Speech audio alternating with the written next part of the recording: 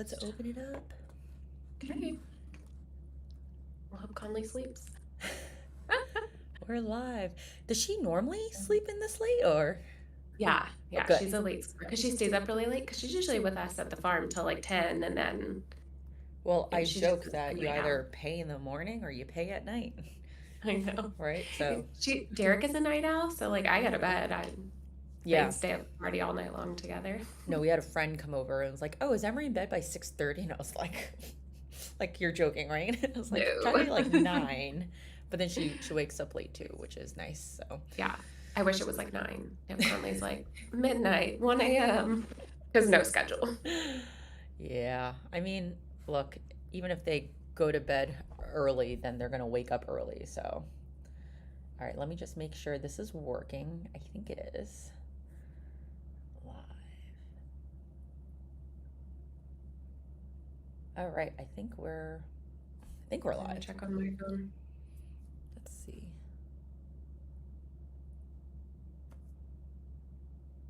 Are you Yep, seeing? I can see it on mine. Okay, perfect. Yep. All right. So, I don't know if I can see anyone in chat, but welcome everyone. It is 10 a.m. Easter time. We're going to get started. Let us know in the chat where you're joining from today. And as usual, let us know if you have any questions along the way. But Jordan and I wanted to talk about a very important topic, which is this summer slump, or basically a slowdown in sales in the summer. And I think that as someone who was new to flower farming, I didn't realize this thing existed. Hey, Crane. Crane just said hi. And it's one of those things where I think it could be really defeating. It could feel like that you're not doing things right because your stuff isn't moving. And the reality of it is that it's not moving for a lot of people. So obviously people are still selling flowers. It's just we're not selling flowers at the same pace and volume as we were before. So there are a couple things that we can do to mitigate this slump.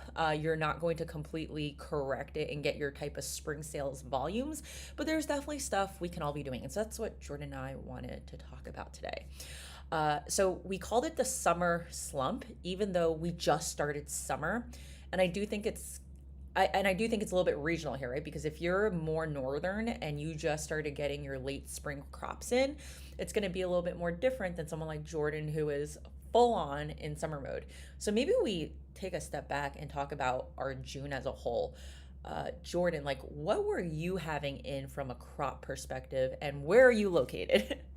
Yeah, so I am located in Tulsa, Oklahoma. So in June, we have dahlias, zinnias, cosmos. Our lisianthus has started now, but just starting, so it's really more of close to a July crop for us. We have celosia, we have basil. So we are like full on in summer flowers over here. So like to hear people talk about spring flowers still feels like weird to me because it's been like can't even fathom it. It's been so long since we've had spring flowers. So we've had zinnias for at least probably 6 weeks at this point.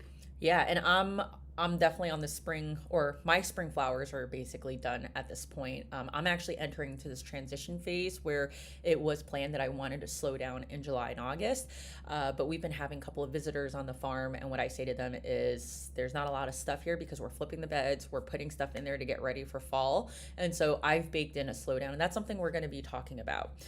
So lots of chats in here. Thanks all for joining. Hi to everyone. Let us know how your sales have been going and really like what you're struggling most with. And what Jordan and I are going to break this conversation down to is two very high level parts. One are things we can immediately do. And the second part is just what can we do for next year from more of a planning perspective. So let's actually talk about what we can do right now. And let's focus first on retails. That means selling directly to the customer. Jordan, what have you been doing? Because you've been very busy. Yeah. So what we've been trying, so obviously once you get into summer, it just slows down. So of course we saw a decrease in our sales and I was like, okay, like we still have this sales goal that we're trying to hit every week because we've broken ours down by week. Um, so we weren't hitting it with just like being open one day. So then we added a second And day. sorry, Jordan, just to interrupt, you're talking about a farm stand right now. Yes, yeah, sorry guys. We sell at a farm stand off of our property. So we broke it down into just adding additional days into our farm stand model. So we're still not open every week, but at this point, we've added it to where we have 3 days. We're still not quite hitting our sales goal with those 3 days. So I've toyed around with like we opened a fourth day this week to see if that can help us hit our sales goal. But that's something to consider. And I think that like as you're smaller and as you're growing, or maybe I shouldn't say smaller, but like newer, that might be something that you have to do. You might not be able to just put all of your flowers in one day and sell out of them. It might take you, starting with, I'm putting 5 out this day, this day, this day, this day to hit that sales goal. So be open to ideas like that. Be open to trying different days of the week to see like which days are my best sales days and which days, are my worst sales days. For us, we find that like Fridays are our busier day than Saturdays. And so, I make sure that I put more bouquets in the stand on Fridays. And then Sundays tend to be like a little bit slower for us, and not maybe a day that I would normally open the stand because we usually only do like 5 or 6 bouquets on a Sunday. But because we're already going to the farm and I've already harvested the flowers, we go ahead and do that just to see if maybe we'll gain momentum with that. But the other thing that we're considering is I've watched enough content at this point to hear from quite a few other farmers that like Thursday is their biggest sales day. And so I'm considering dropping Sundays, but adding Thursday. But I think you have to really think about like what works best for you, but also works for your customers. Because honestly, like adding Thursday wouldn't be as ideal for me and my life and just like the structure of our week, and Sunday works better. So if I can continue to try to build a customer base on Sunday, that's a better route for me personally. So that's what we're trying. Yeah, and I would assume that Thursday's harder because you're obviously making bouquets on a day that you have to go work and you have to wake Yeah. up a lot earlier. And on Wednesday night, you're harvesting, right? So you live off farm, which means that you're driving back and forth a couple of times potentially to really make that Thursday day work. Funnily Yeah. enough, Thursday is actually the best day at the country store that I sell at. And so the country store recently just opened more days. So I don't have a farm stand that I sell out of. My property is not structured for that, but I have a country store that's literally about like less than 2 miles away. And I bring very small amounts of bouquets. And they were originally open from, it was like Thursday to Sunday. And now they're basically open every day except for Monday. So I too will also be bringing more bouquets during the entire week, but they happen to be an educationally based farm. So they have things like story time, they have feed the goats, and they happen to have story time and some of those events on a Thursday. They also have them on Mhm. Fridays and Saturdays, but I find that for whatever reason, the Thursday crowd ends up being more likely to buy flowers. So, like, Yeah. everyone's situation is just going to be so different in terms of what's a good sales day. I tried And to like rationalize why the Thursday is a popular day. Well, this is interesting because in the chat, I think most people get paid on Thursday. I think Oh, I get okay. I think our paycheck is like the first and the 15th of every month, Mine is right? too. Yeah, so I'm not sure, but I mean, that would actually be interesting to observe, Jordan, if around Yeah. paycheck like by monthly paycheck periods, if you see an increase in the number of Well, flowers that are we're sold. so close to Walmart. Our farm is like literally like across the street from Walmart. So I've started to wonder like, is there a day of the week when people are going to get groceries? And can I like coincide with like, this is the most popular grocery day? Is that the day we should open, right? Because I think people like buy flowers when they buy their groceries. So I don't know. I've been trying to like toy around with that idea. One Well, thing that I everyone think buys is groceries interesting. every day, Jordan. I mean, yes, but like, don't you think like, okay, we're gonna like prep for the weekend? I don't know, and they get, I don't know. We're not good people to talk to because we actually like shopping at the time of day when no one else goes to the grocery store, which is literally Friday night or Sunday night. So we Yes. actually go out for dinner on Friday night, and then afterwards we go to the grocery store. Like we're talking about being at the grocery store at 7:30 to 8 p.m. Like there's no one there, and the compromise is sometimes stuff is sold out, like in the produce Mhm. aisle. But it's nice, and I've definitely toyed around with going at different days to see what's like a better day to shop, and I can tell you that everyone like there's no one day right And I that's more do popular. grocery delivery, so I'm also not like I get ours delivered, so I don't. I don't even Yeah. go to the grocery store anymore, so I'm like, So a I don't little know. a little bit of a side tangent, but yeah. So definitely, someone said thanks for sharing about the slump. No one talks about this. It's a very real thing. And Very then real Crane thing. We're said, all experiencing it. yeah. And then Crane said, I observe from my customers that Friday night people are visiting their parents or going to family party. That's a really good point. And we'll talk a little bit more about this, but there's definitely a lot of parties, people going to Mhm. lunches, barbecues, where if you have, I think, an appropriate priced item, people will use your flowers as a hostess gift. And I'll Hostess talk, gift. and yeah, and I'll definitely talk about that a little bit more during my sale that I had last week. So Yeah. one of the other things that I think has worked really well is that we change our messaging throughout the day. So it's the same post, right? But in the morning, I'm like, grab your coffee, grab flowers on your way to work. And then in the afternoon, I'm like, get your favorite coworker, come by and, get y'all's flowers together. And in the evenings, I'm like, hey guys, as you're headed home, pick up flowers for your wife. And like today's messaging at some point today, I'm going to switch our messaging to like, hey, as you're headed to the 4th of July, like barbecue cookouts, like don't forget your hostess gift. Like come Yeah. by, like a bunch of sunflowers would be the perfect hostess gift to go along with 4th of July, right? So like really think about your messaging. And guys, it's crazy to watch it. So we have a Ring camera in our farm stand now, and we've only had it for a day, but it's been pretty awesome. But it's funny to watch. Like after I post it, like you really do kind of hit that target. Like I posted like stop by and get your wife flowers, and then I saw a guy stop by and get flowers for his wife, and like he messaged me.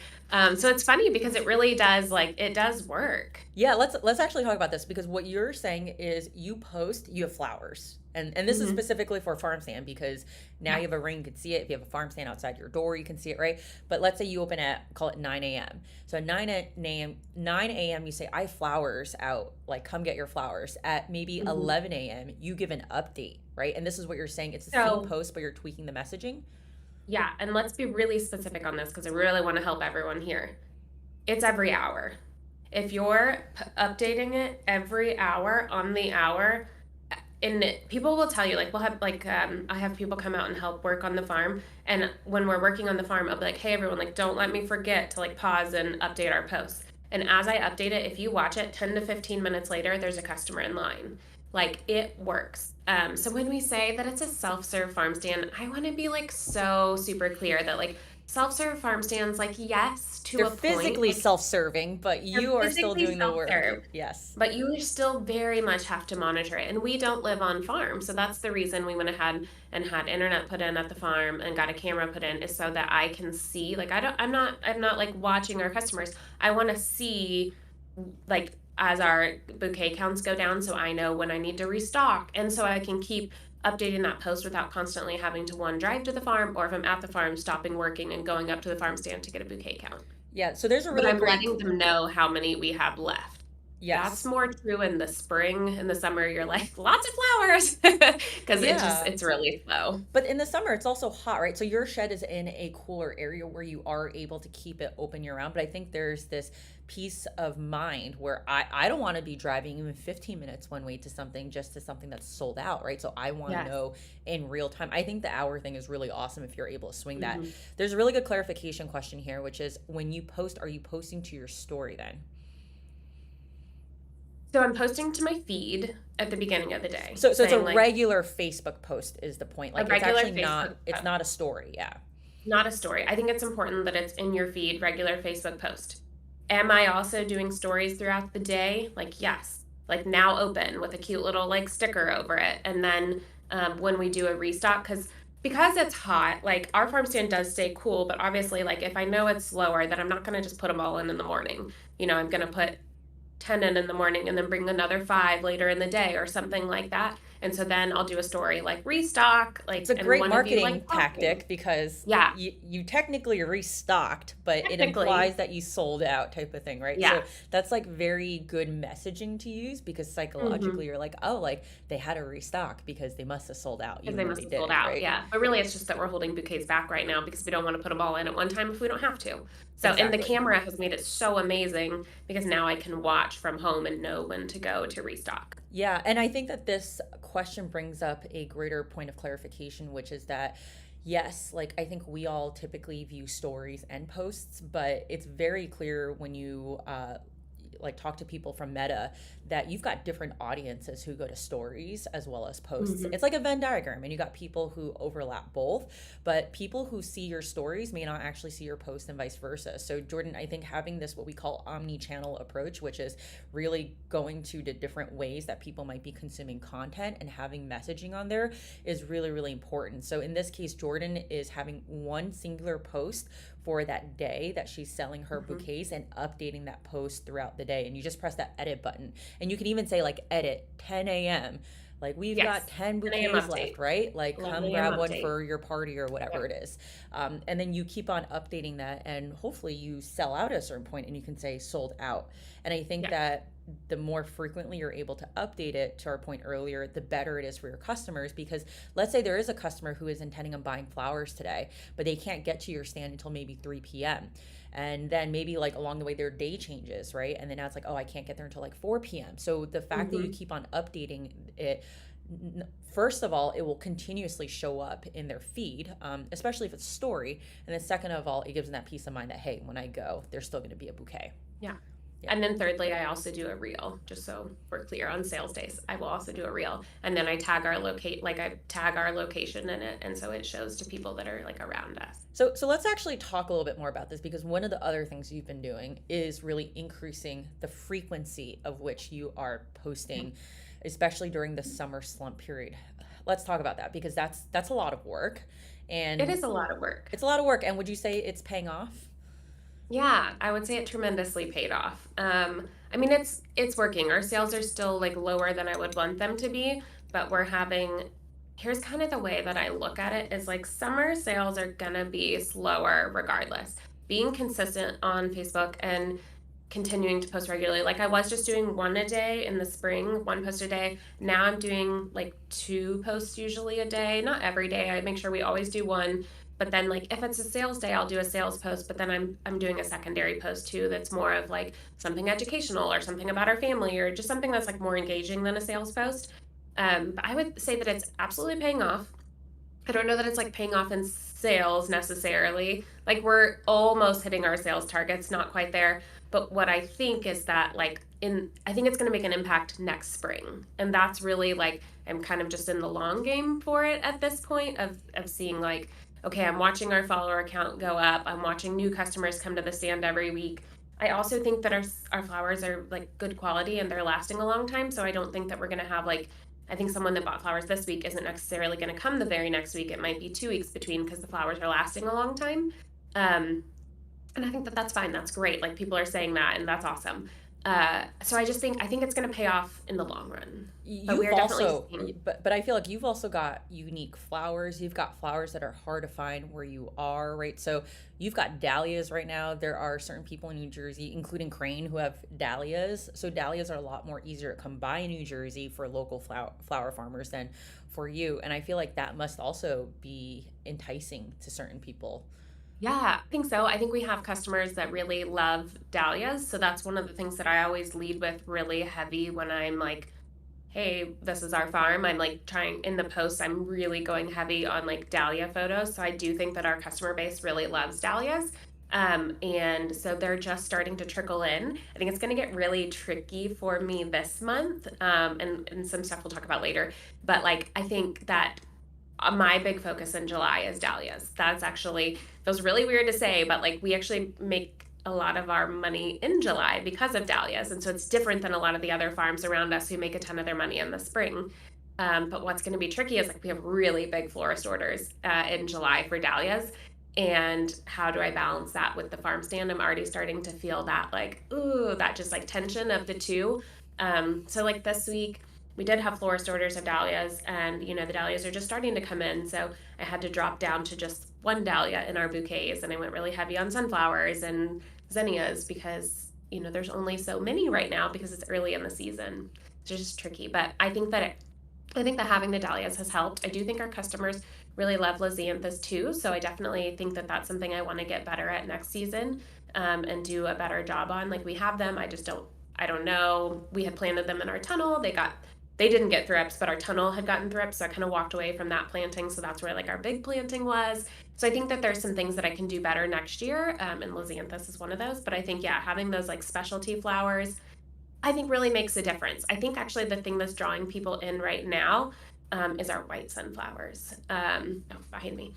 They're really liking the white sunflowers because those are just like so different. So that's one of the things that I'm like, okay, like we probably won't grow a lot of the other colors from now on because I learned that they just really love the whites. I'm seeing the whites go first out of the farm stand. So I think having the dahlias plus the white sunflowers and just really different things than what they're used to getting really makes a difference. If you can successfully grow white sunflowers without beetles eating them, definitely do it. I stopped growing white this time of year. I will be growing white more in the fall, even though people start focusing on the plum colors. I find that there's a demand for the white light, like the I think I'm going to grow no matter white. when, right? Mhm. Yeah. So Yeah, I think anytime you can grow more unique varieties, and even if they're orange yellow, but they're different shades, and you point that out in a bouquet, I think people realize, oh, these are not your traditional grocery store sunflowers. They're actually unique varieties. But I do think to your point, Jordan, like we talked about this offline, but people will say, oh, like my customers don't care about this flower or that flower. And I think what I've come to realization to is that you attract people who like certain kinds of flowers, right? Like if I'm right. going to grow a ton of lilies, I'm naturally going to attract people who like lilies. And Absolutely. obviously not everyone likes lilies. So it's just one of those things where if you really enjoy growing a certain kind of flower, don't let someone else influence you in not growing it because they can't sell it. If you do the right marketing, the work, and getting people to understand what makes that flower so special, you will ultimately attract people and they will buy it. Like that was my takeaway. Remember that we all have like our own microclimates. So what the farmer down, 30 minutes away from you can grow versus what you can grow can be two very different things. Most of the people in Oklahoma will have like clay soil. We have sandy soil on our farm, like where our farm's a lot closer to Sand Springs, which is obviously a city known for the sand. And we found that we have like super sandy soil at our new farm, which has its like pros and cons, right? Because things just drain through it. And so I think we're going to have to do a lot like more fertilizing at this farm, which will be fun and a lot more watering. So it's more cost to it, but that allows us to really be able to grow dahlias well, because we're not going to have to deal with them rotting. Yeah. So, just be cognizant of like not just looking at what everyone's doing around you, but what can you do on your farm and your microclimate and what can you do well? That is such a great point. So let's actually start talking about what else you did with sunflowers. Yeah, so we did a BOGO sunflower sale this weekend, um, or this week, I should say. So we wanted to try having the farm stand open on a Tuesday and do a two for Tuesday, which is something that another farm does, and so not here locally, but like another farm that we follow. So we wanted to try that and see how it went. It was okay. It wasn't like, the world's biggest sales day, but it probably kept up with like a Sunday for us. But what I found great about it is sunflowers are such a profitable crop, like from a just how much you can get per stem versus how much like your costs are. We direct seed all of ours. We're not starting them in trays, so our labor is incredibly low. Like it takes us maybe like 30 minutes to do 700 sunflowers in the ground. And up until the last few weeks, like we haven't had to give them any water because of all the spring rain. So they're just like very profitable for us. And so kind of the way that I looked at it, so we did like a 2 for 25 because 25 is our normal selling price. So that made every stem, it made every stem basically $1.57, which is a little bit higher than what we wholesale them for when we wholesale them. So it was like absolutely profitable. One of the things I was telling Jesse when we were talking earlier in the week that I thought was kind of like my biggest takeaway from it was, okay, like we didn't sell a ton, but we sold enough that the profit from those were able to pay for our employee that we have. And so it was like, that was absolutely worth it. It covered her pay for the week. And it just, it took me an hour to harvest them, put them in the stand, and it was absolutely worth it because then her pay was covered for the week, from our sales. So that was it was really good. And that's new news, which is you got help. Like big game Yeah, changer. yes. Yeah, we have someone helping us just 9 hours a week. So it's not like a whole lot, but she comes 3 times a week. She's amazing. I love her so much.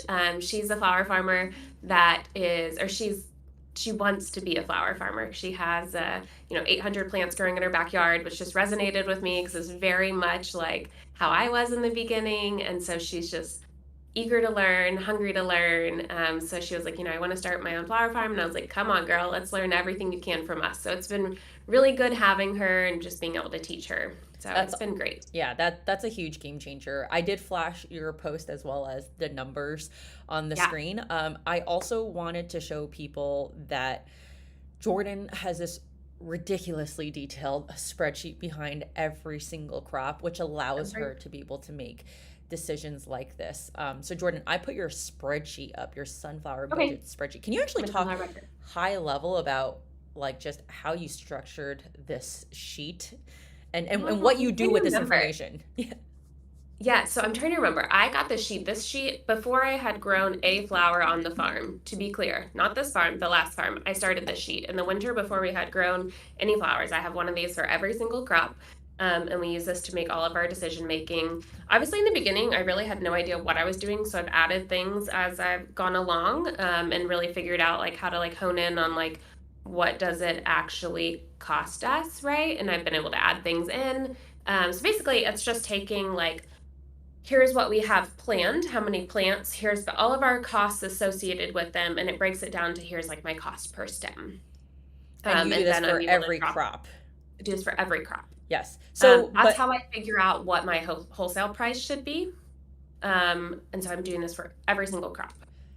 So I know now we're getting a little bit off topic, but I think that this is really important because like dahlias are a good example where you realize in this exercise, I'm undercharging my dahlias wholesale. Yeah. But then I think you've also realized that you're like we've talked about this offline where your market in the Tulsa area wholesale wise feels like it's a little bit on the lower end in terms of what it needs to be for farmers to make a profit, Yeah. right? Like that's not for every single type of crop, but for some of the crops you guys are definitely a little bit on the lower end, right?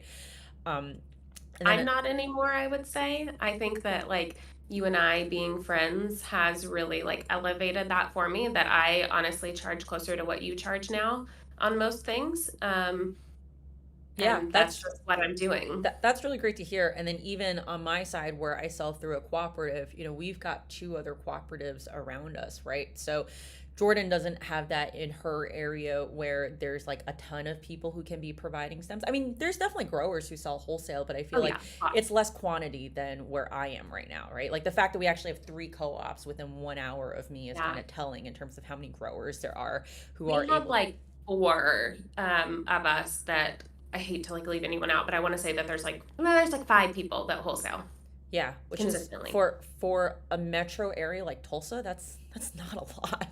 Yeah. Right? Like think about all the events that happen in Tulsa. It's a city. So, Yes. yeah. So, but all this to say, I think that having transparent conversations around what are you charging for this, for that, seeing how other people are charging regionally. Because look, at the end of the day, even though we have different growing conditions, it's not like the seed is a different cost. It's not like the effort is different. Maybe the cost of living is going to be different from New York City to Tulsa, but it's a lot of the same variable inputs in terms of labor.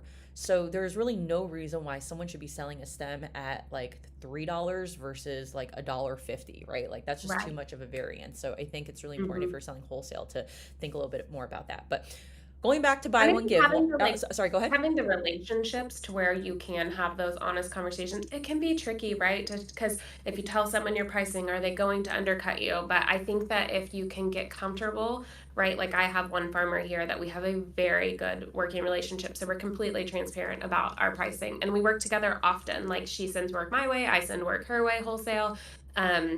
This week I needed some extra pink dahlias. She's holding them for me. Like she went and did a field count to tell me how many she had. But like we're very transparent about pricing now. And so I'll say like, hey, like here's what I'm thinking price wise for this. But you've been doing it longer than me. I want to gut check with you. Like, do you think that's right? My numbers are saying it's right, but what do you think?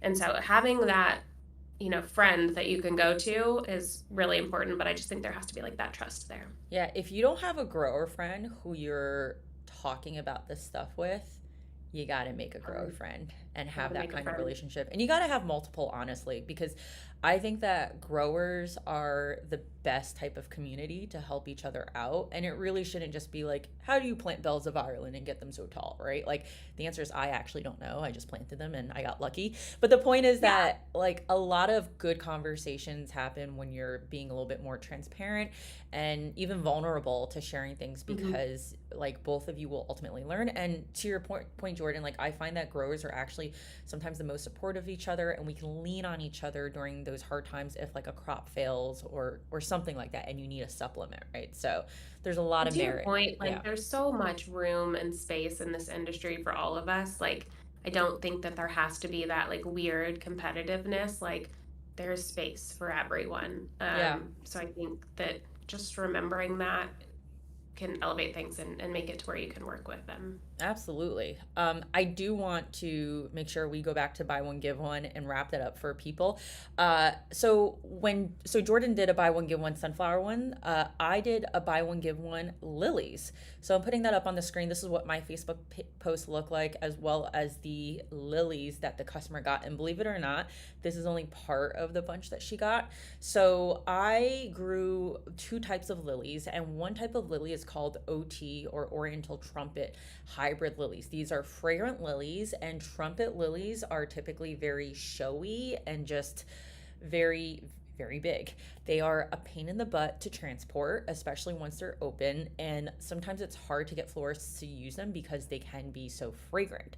So I had these perennialized. They came back like so beefy and so ridiculously big that I was like, I'm not even gonna bother trying to store these in my refrigerator cooler. I'm not gonna try to sell these wholesale, but I know that customers would love these. So let's do a buy one give one sale. And basically, it was three stems for $10, and if you bought two bunches, which was six stems, then you got an extra three stems, so a total of nine Mm. stems for 20. And when people got these, they were like, oh my God, this thing is They're huge. so giant. Most of the stems had anywhere from like 3 to 6 buds. So Oh my that one gosh. photo you saw was about 5 stems, which is half of it. So a lot of people actually ended up giving a couple of bunches away, because you just have to give away 2 stems, and that's basically an arrangement. So it was really great, because I got new people who had kind of been like following me but never pulled the trigger, and it's like, this is too good of a sale to pass up. Some people didn't even care for lilies. Some people had never even bought lilies. So that was really cool to see that I attracted a couple people. I moved them basically within the day. Got to meet a couple of new people in the neighborhood, and basically got them to also be a walking advertisement for me, because then they gifted Hmm. to other people, right? So think about ways that you can leverage sales to think long term, is the point, right? Like the sale Yeah. is not necessarily to just make a little bit of money and get rid of stems, but it can also serve a greater purpose down the line. Yeah, also with ours, what we also did along that point is we did a giveaway with ours. So we gave away two bouquets. You know, if in the post you tagged like three friends in the post, then we put your name in a drawing and we gave, you know, we gave away two bouquets, which what that cost me $3 to give those away. And it was awesome because we were able to give those away. And, you know, when she came on farm, like I was out there watering stuff when she was picking up her bouquets. So I was able to like make that relationship with that customer, and I'm sure that that will be a long-term customer at this point, you know. So it was like multifaceted. Like we made sales, we gained more following, and we were able to like bless one of our customers with flowers that week. So Yeah. And it it's was not like we do sales all the time, buy one, get ones all the time. You have to no. be very deliberate in how you do them. So let us know in the chat if you guys have any questions about that, because I know sometimes people are fearful about just giving away flowers. And let us know if you have any additional questions around that. But Jordan, so that was retail. Is there anything else you want to talk about on the retail I don't side? think so. I think that's everything. Yeah, that's Yeah. everything. So I think maybe now we switch over to selling wholesale. And I think Yeah. you've been doing some really, really cool things. So Jordan sells direct to florists. I also sell to florists, but through a cooperative. So it's a little bit different, and we'll explain a little bit more. But Jordan, like, talk about what you've been doing with florists. Yeah. So we've been doing okay, so I've been off work the last week, so I've had a little bit of extra time. So our florists are slower, right? Like Jesse, if anyone's I almost said like Jesse said in this video, but it was actually your other video that you posted this morning, I'm realizing. But like this is other businesses sales slump time period too. Like it's not just us that are in that like summer sales slump. So like so are the florists. It's slow for them too. So it was a good time for us to do like on-farm visits with our florists. So I reached out to some of our like biggest florist customers and asked them if they wanted to come on farm for a tour.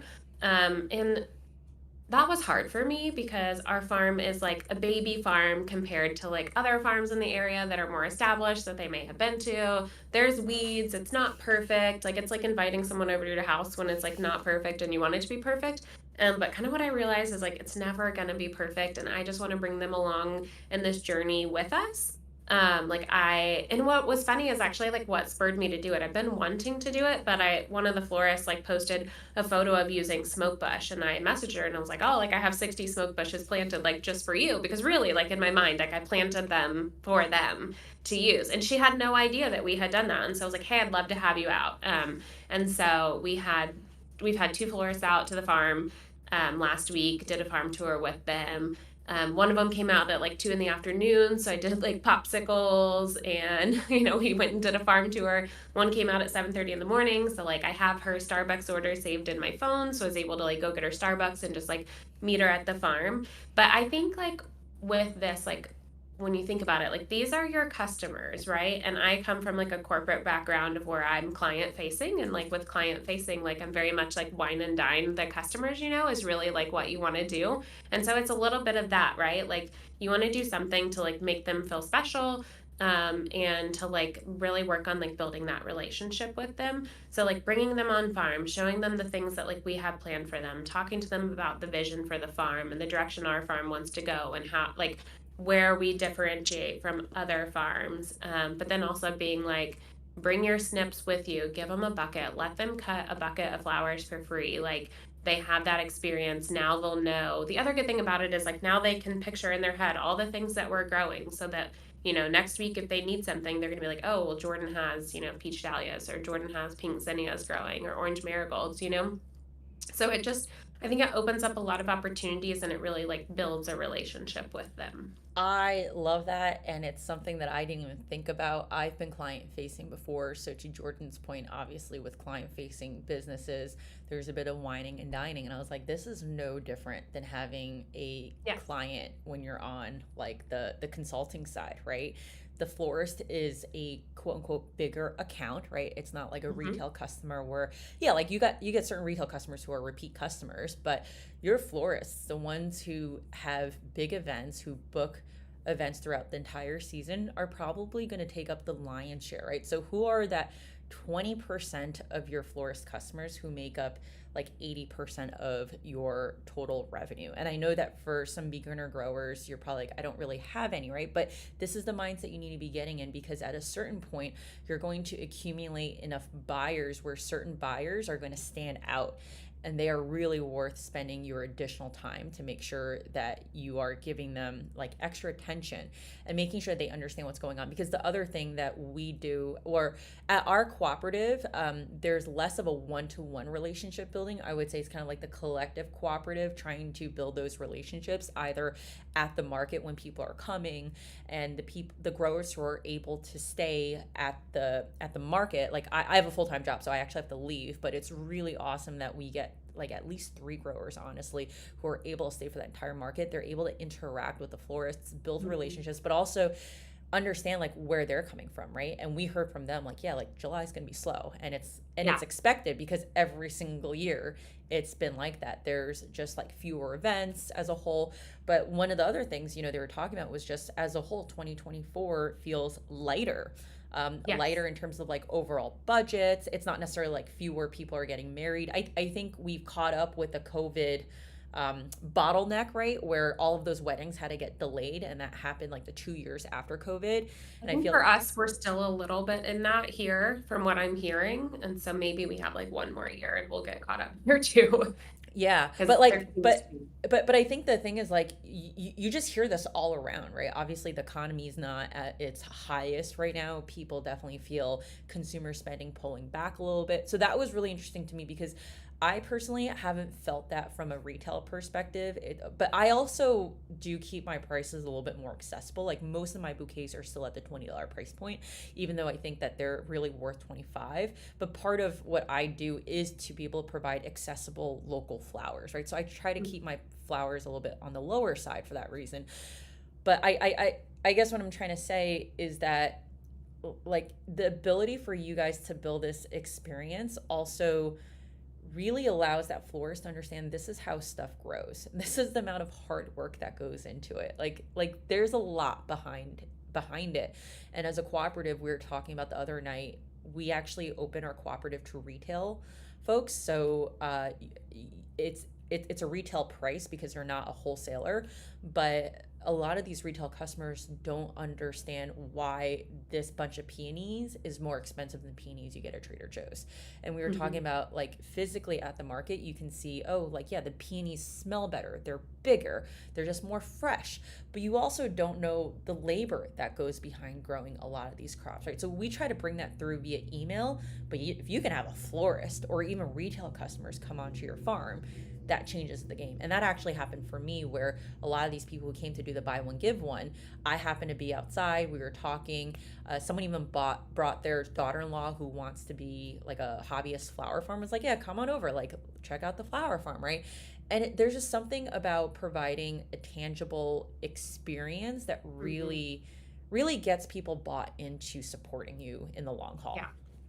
Yeah. I think that's so important to have that, just that relationship to where that they are bought into your farm, right? Yep. Yep. So, all right. So you had florists on farms. You've also been very consistent in terms of sending your availability lists, right? Talk a little bit about Yeah. that. So when you think about it, I mean, guys, we just talked about that their sales are down too right now. And so I think being consistent with sending your list early, being one of the first ones, there's if there's a lot of growers in your area and sales are down, be one of the first ones to get your list out. I think that that matters. If you send it at the same time every week, get that list out early. If they can only place one order, and I'll be honest, like I had a conversation with a florist this week that was like, it's so hard because everyone grows pretty much the same thing. We're slower, so we really can only place one order. And so we can't give business to everyone right now. And I was like, hey, I absolutely understand that. That's fine. But like that's where I was very intentional to like differentiate our business and that like, they're probably not going to order like zinnias and cosmos and basil, maybe cosmos, but zinnias and basil from us, right? Because they can get that from anyone. But what's different about us is like they can get dahlias from us. And so like we're getting those dahlia orders from the florists. And so like having a crop that's different than what everyone else around you is growing can be beneficial during slow times because maybe you're not getting the main order, but maybe you can get some of an order from the florist. So because they do have to choose when it's slow of who they're going to order from. They can't, order from all of us during that time. So that's a little unfortunate, but it's just the fact. And so get that order, get your list to them, send a list, be consistent. Same time every week, send it early. Yeah, I'm starting to go to 8 a.m. as a consistency for me. Eight is my lucky favorite number. That's why my videos drop at 8 a.m. My newsletter goes out at 8 a.m. My co op newsletter Yeah. goes out at 8 a.m. And in the future, if I play anything else, it's always going to be around 8, right? So, like, it 8 also just a.m. makes it easier for you to have that consistent time, too. But I think that one of the things that took me a while to figure out, so if you've never sold wholesale and you're interested, Jordon and I talk about selling a lot to event florists, but there's obviously retail florists. So, for example, lilies would do really, really well with retail florists. Mm-hmm. The thing with retail florists is that they usually have a standing order with a very big wholesaler, right? So we're talking about wholesalers that get their flowers internationally in and then ship them to florists. So having a standing wholesale order usually means there might be some kind of minimum that they need to hit in order to get a bulk wholesale pricing. Or it's kind of like auto ship where you just set, hey, every 2 weeks I need this amount of roses, this amount of lilies, and whatever else, and it comes to your door. So now you're coming in as a smaller local flower farmer, right? And obviously our flowers might be different, might even be of better quality. But like you need to disrupt this really automated process that also has a price incentive behind it, right? So the easiest way of doing it is obviously growing flowers that they can't get, but also coming at a time, or how do you say this, like providing them the aha that, hey, maybe in certain instances you actually want to come to me versus relying on your standing order. So I'll give you an example, which is lilies, right? A retail florist has a lot more flexibility with lilies than an event florist does, because one of the biggest issues with event florists buying wholesale lilies internationally is the fact that they have no idea how the lily is going to arrive, and it usually arrives too close, meaning that they can't use it in time for a wedding. And because they're an event florist, like now that lily has zero purpose outside of that one wedding. Versus a retail florist, lilies will always move for them, and if it's too close this week they can put it into next week's bunch, right? So the point is that I had a retail florist who was actually doing something for an event, and she literally needed one stem of yellow lilies, which was not in her retail order because she normally doesn't order yellow lilies. So she reached out to me. She's like, do you have yellow lilies? Like, yeah. And she ended up buying other lilies from me. She also can't buy rose lilies from wholesalers. So she comes and picks up rose lilies from me every other week. I mean, it's not a substantial order, but I understand because she has a big standing order with that supplier, and it does, like, she's going out of her way to pick up from me, right? But the point is that there are these little pockets of opportunity that you might be able to really leverage and use that as an opportunity to showcase how good your flowers are. Absolutely. Curious. Well, I guess maybe it'll be different for you, but I was just going to throw this out there for anyone because I feel like it's a little bit different than what I've been saying. So I want to throw it out there. But we always talk about that we interact with our florists on Instagram.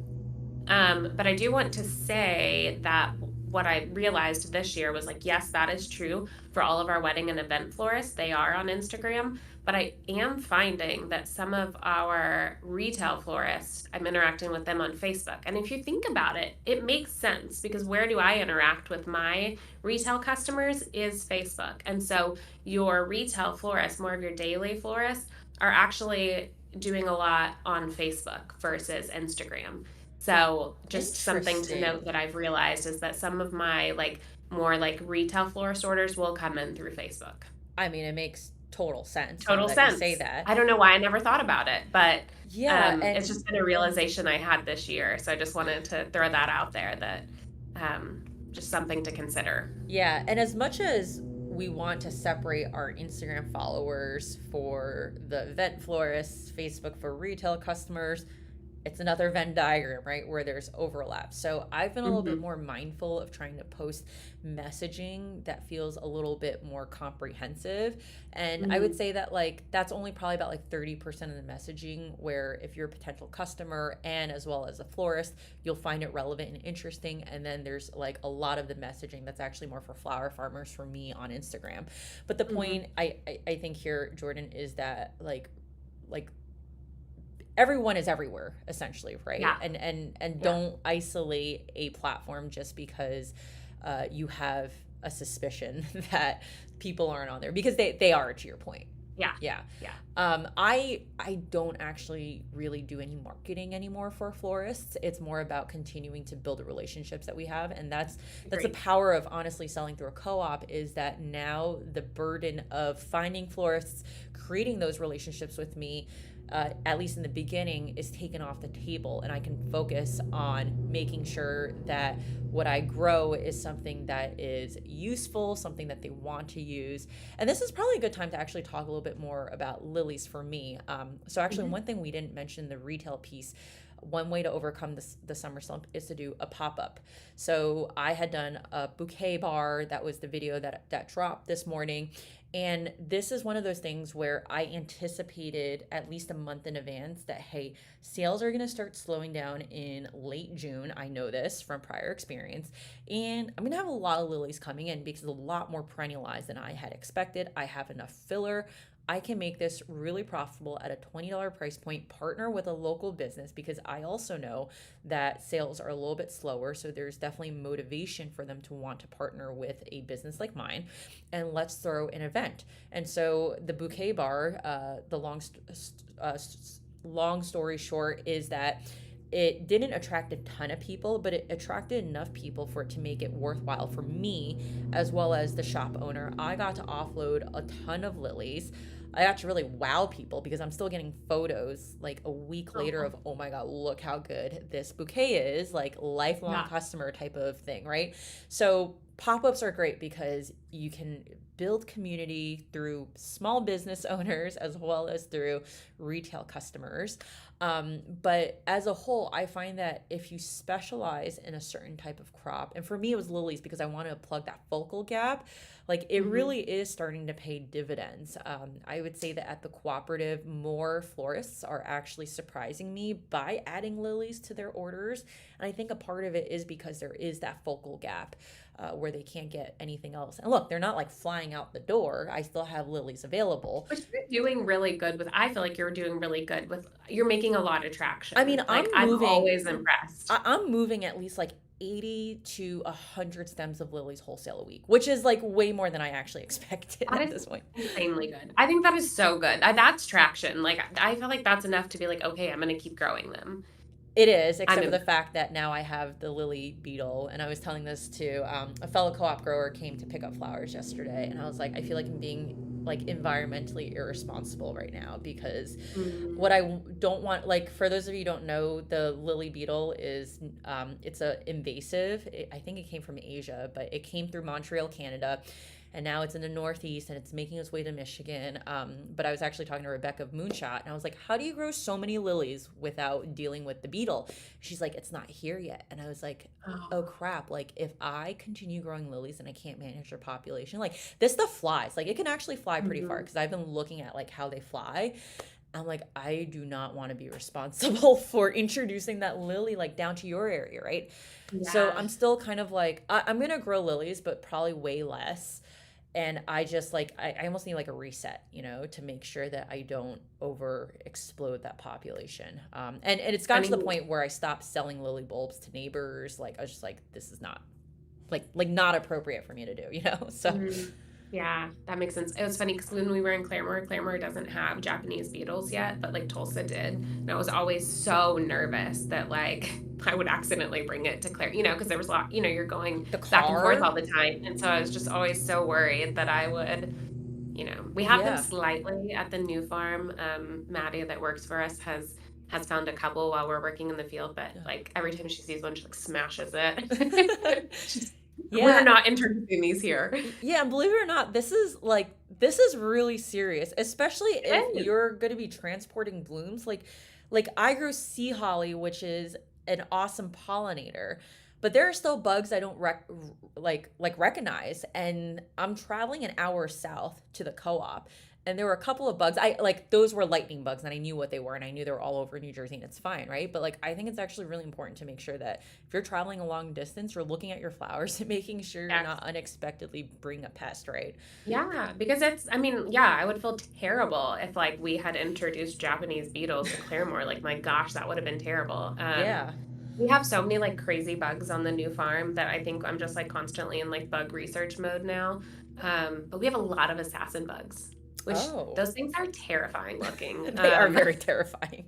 But we have so many of them, and I didn't know what they looked like. And so we had some on our lilies. And so I was like so worried because I didn't really know like what the scarlet lily beetle looked like. So I'm like I think they're good, researching. hopefully, for with the lily Yeah, I beetle. didn't find any this year. Yeah. So I mean, they're I very was on the red, so lookout. you'll know. Yeah. And I saw Crane said, yeah, he just put in some lily bulbs. So, Crane, just be sure you're looking for that Purple. red beetle and absolutely Is there managing it. anything? Well, is Is there that? anything that? Are there any good bugs that No, will? not yet, because No, it's yeah, it's there's such the a new Japanese beetles invasive. here either.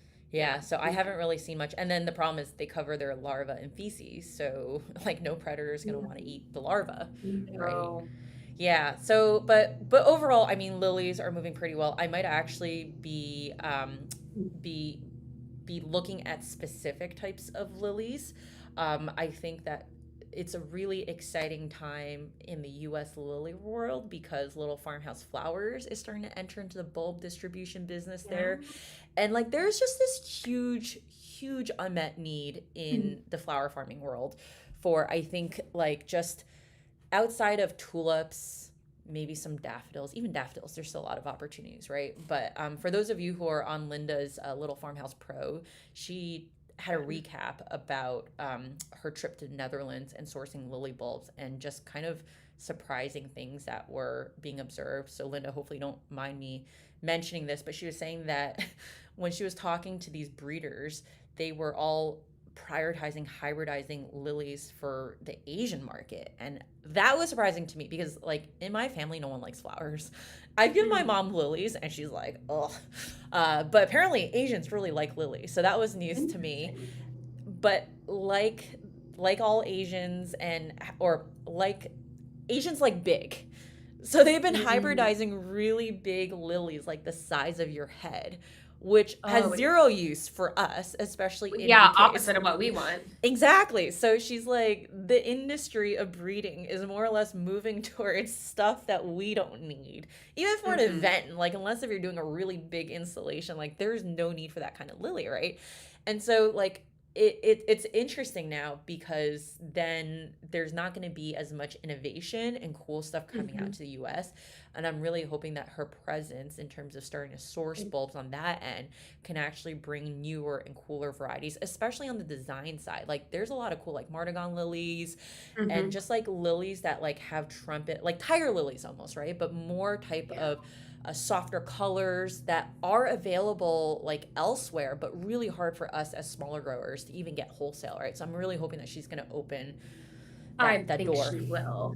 If anyone could, she can do it. She's Yeah. so amazing. No, absolutely. And then Melissa said she loves her Martagon lilies, but she doesn't know if there's a market.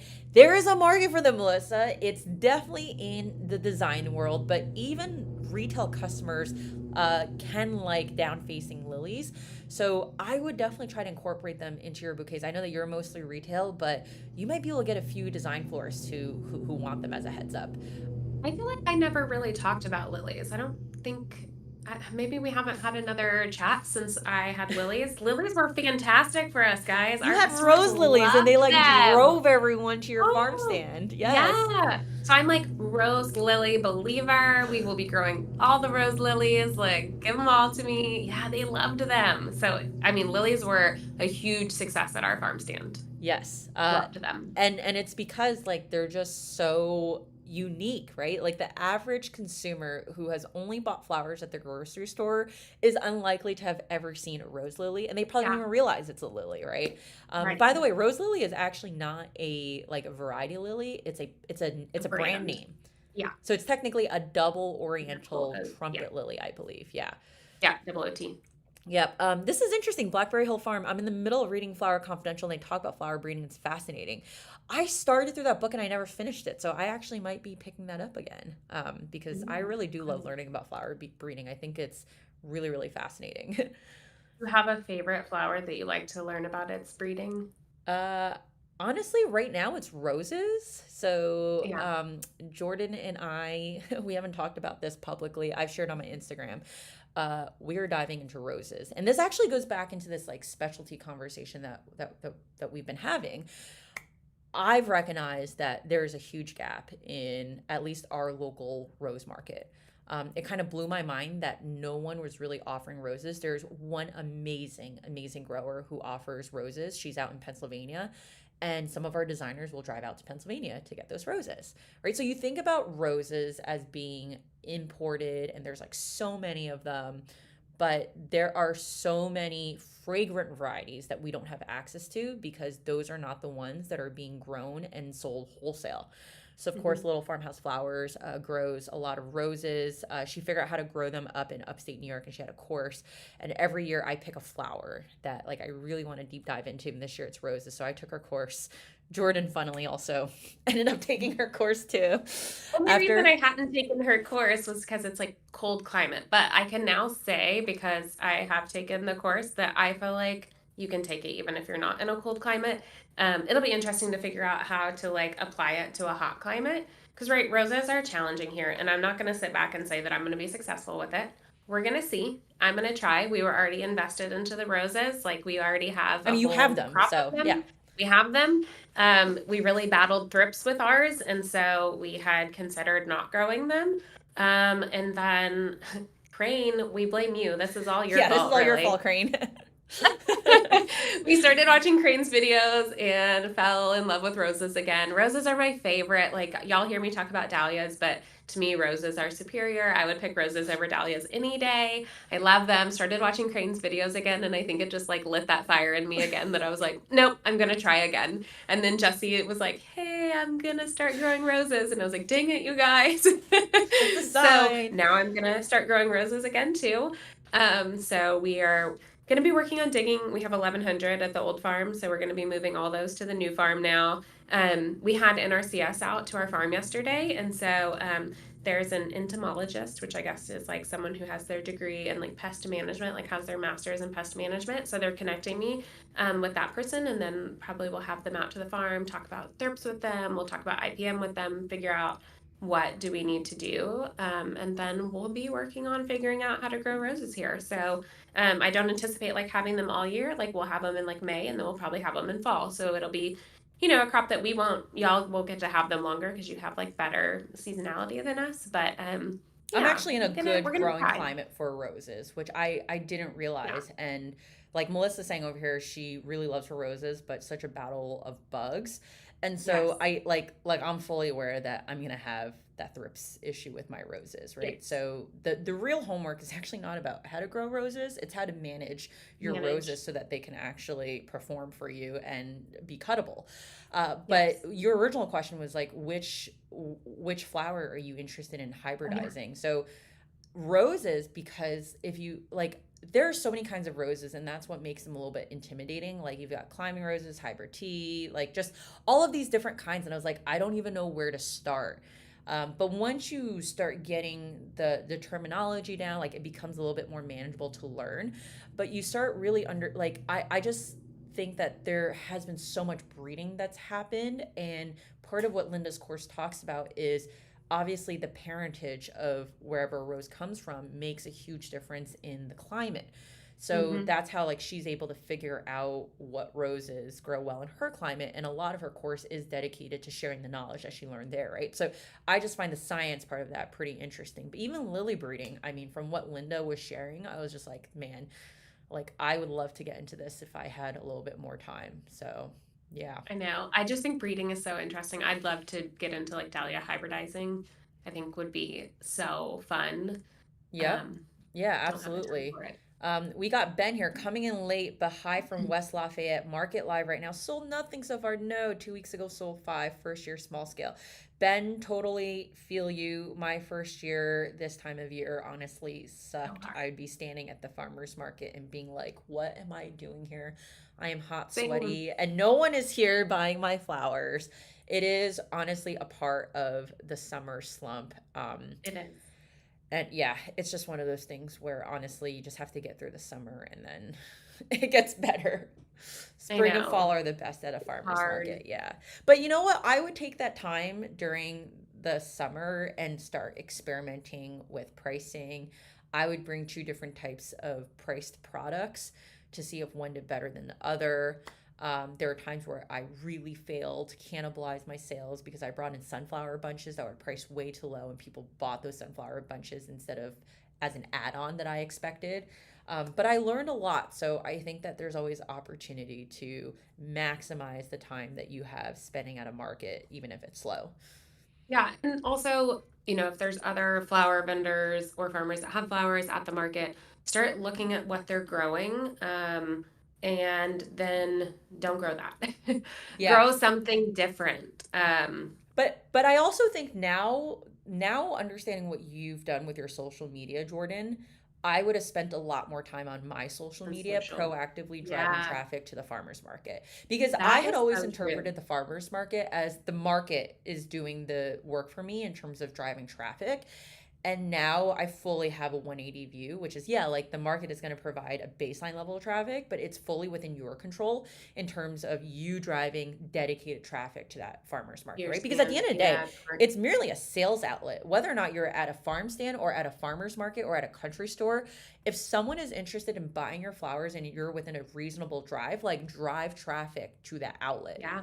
right? So all How this stuff. interesting. I hadn't thought about that. Yeah, like I mean that was kind of my aha and something I've been trying to actually do with my country store as a whole. But Ben, like if you have a chance, take a listen to the beginning part live because we talk about what Jordan's been doing with their social media, and I really do think because I pop up in that farmers market, like I do bring in traffic to that farmers market that come for my flowers.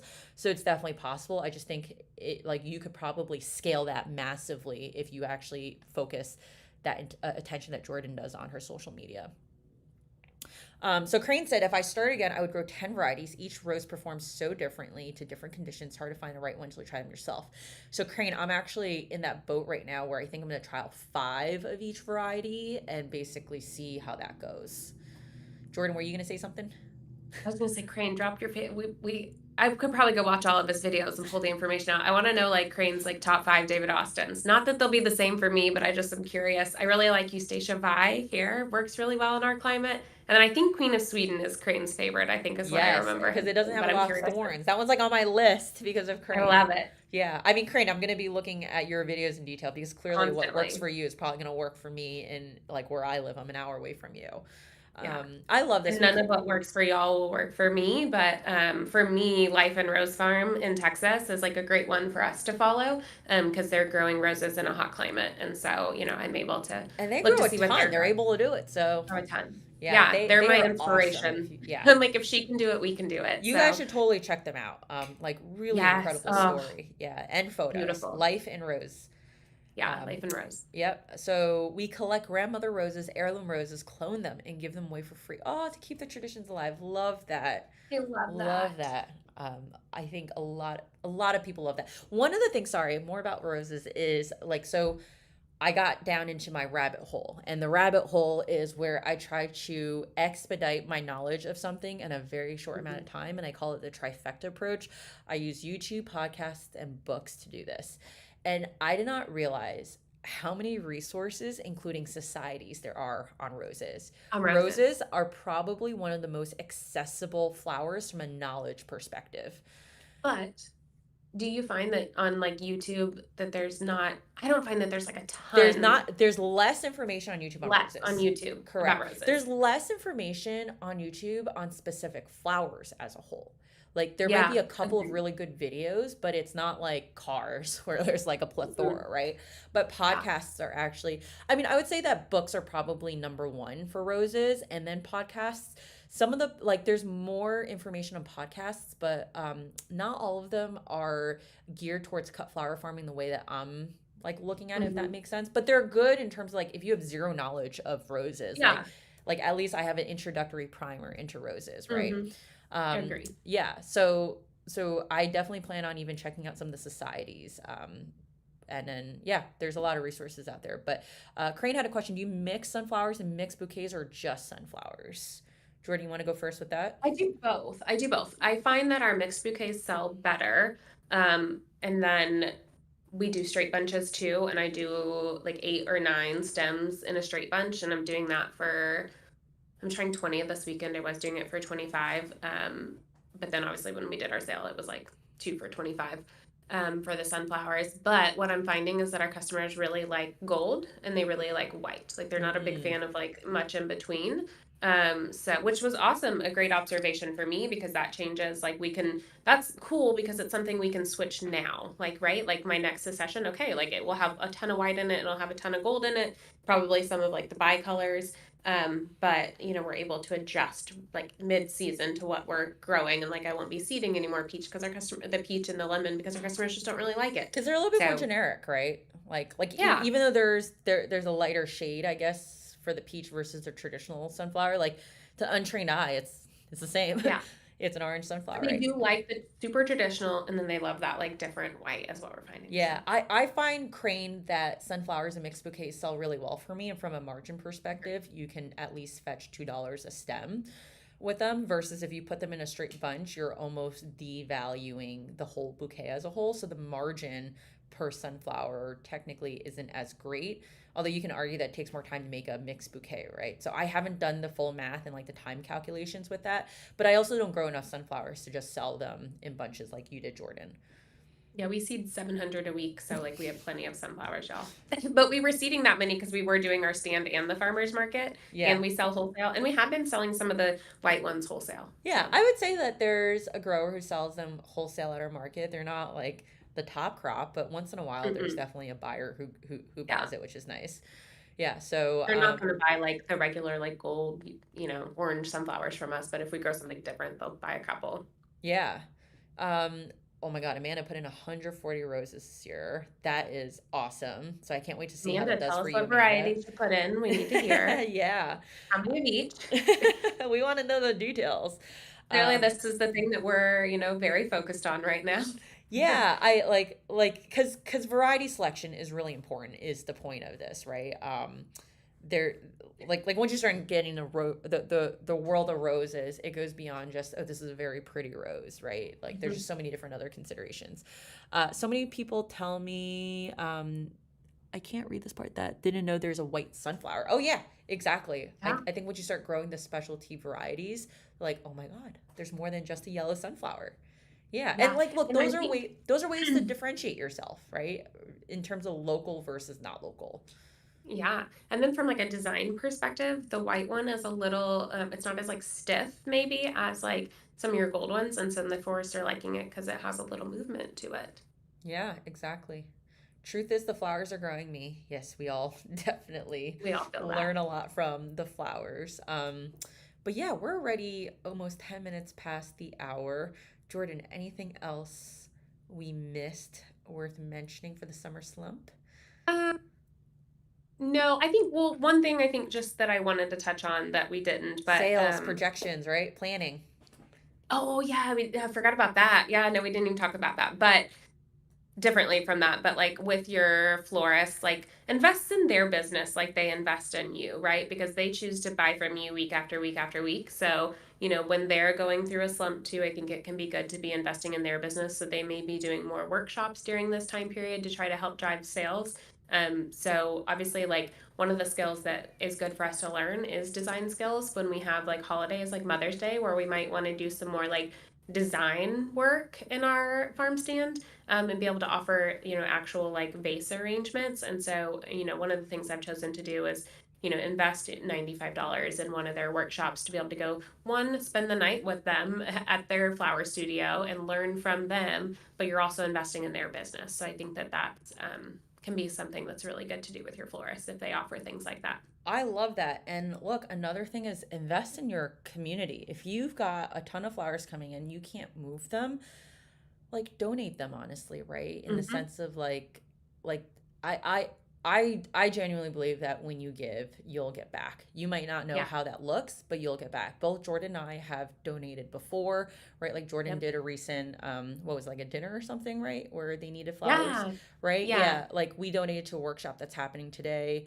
And then, like, one of my goals is actually deliberately setting aside a certain amount of stems. These are not like unsellable stems. These are stems that are high quality and would either go to a florist or to a retail outlet, but setting them aside and giving them back to the community. So, actually, next month in July, we're going to be donating to a food pantry event that's happening. And I just think that, like, if you can't give now, you probably will never give. Like you're never Mm-hmm. too small to give back. And the community will definitely make sure that you're rewarded for that at the end of the day. So I just Right. think that's so important. One thing on the sales thing, and then we'll wrap it up. Is Yep. Jordan and I were going to talk about like projections and all that stuff, right? And I realized that a lot of you guys may not even be able to do that because you may not be accurately keeping track of the data. So make sure you guys look at what you're selling by the week, right? Because this is really important. Like we look at a month's perspective and then we look at a week's perspective. And so I'm able to sell to say I know that starting in this week of June from the last 2 years of data, I'm going to start seeing a slowdown, right? And then I'm going to Mm-hmm. start planning a bouquet bar at this time of the month where I know it's going to slow down. So that can only work if you're keeping track of your sales. So make sure you're doing that is the point. And it's as hard as you guys think that it is, right? Like, as soon as we finish selling for the weekend, I have a spreadsheet where I've kept the recipe that we are using for the week. And I just go drop in how many that we sold. It literally, I have a spreadsheet. It calculates how many stems that comes to so that later on I can go back and look and I'll know exactly by the week how many stems of every single flower that we've sold. And I was not doing that until like a month ago. And now that I'm doing it, it just becomes like a consistent part of your week. And oh my gosh, how helpful that will be to have that information. It's already been helpful. Like I was trying to do like our plug orders for Snapdragons, right? And I was able to go look and be like, we sold, X hundreds of Snapdragons this year. So now I know I need to order X number of trays, right? Yeah. And then just figure out like what percentage increase you think increase or decrease that you'll have next year, right? Because maybe you ordered too many this year and maybe there's, maybe you're going to go out on maternity leave and you don't need that many next year. Just like whatever, like think about what your next year looks like when you're planning. Yeah, and I would say that Jordan gets more detailed than I do in terms of that kind of tracking. And it's also because she's growing stuff at way larger scale. So it makes a difference for her to track at that level. I would say if you're smaller like me, you may not need to track at the flower level, but you definitely need to track at the total sales level. So what I actually do is I have a sales goal for the entire year. So it's around $20,000 worth of flowers. And I break it down by month how much I want to sell by month to hit that. And every single month I actually have this like thing on Excel where I say this is my actual that I'm tracking towards, this is how much I projected, and what is the difference. And now I know every single month how much I'm behind or above, what I need to make up for. That kind of stuff too is also helpful. So yes, I do that same thing as well as Jesse does. I just also actually keep the one by the flower because it calculates how many I need to harvest. So I know how many bunches I need to go get in the field. So it just makes that really fast for me. And then so that was actually the purpose of it. And then I realized like, oh, I can actually use this. It's multi-purpose. So exactly. Yeah. So lots of good stuff in the chat. Investing in photography skills, posting about sunflowers at the grocery store versus your own. All really, really great ideas. Donating nursing homes and senior citizens. So definitely check out the only thing that I'll say is just like be really cognizant when you're posting about like grocery store sales or like anytime that you're like downplaying imports flowers. I think that that's fine to post that. Just like be really cognizant of how you're wording it if you're also working with designers who are using imports. I think that imports are part of our industry, obviously a large part. And like, yes, we are all pro local flowers, but if they use both, you just want to be cognizant of how you're wording things like that because I think there's it's florists. one thing to say, hey, like my local flowers are fresh, they're just harvested, they have a certain scent, right, that you're not going to be able to find in imported flowers, right? Like because you're literally talking about the truth here. But then there's a difference also when you're shaming someone for using imported flowers because really they have no other choice but to use them because it's a certain time of year, there may not be enough supply, right? So I like to Jordan's point, like florists are people too. I think that if they could, they would support local if they financially could or had access to, right? But not everyone has the means to do that. So that's what Jordan means by being a little bit more careful because there are definitely cases, I've seen this multiple times where people will post and it's almost a shaming post and it makes florists feel badly. Yeah, it hurts their feelings. And so I just want to make sure that we're all because I think it's great that we're posting things like that and it's educating your customers, which I think is insanely important. Like one of our posts every single week is try to educate our customers. So like absolutely do that. And I think it's important to educate your customers on that, but just be very cognizant of how you're wording it. Yeah. So that it is respectful. I feel less about the grocery stores, but usually what I say is like, you won't be able to find this at a grocery store, which is true. Yeah. Like you won't be able to, right? So you can't find a white sunflower at a grocery store. Yeah. And I think I posted something like that last week too. Yeah. So, all right, guys, thank you so much. Hope you all have a really great weekend. And thank you again for joining our live and we'll see you in the next one. Guys. Bye guys. All right.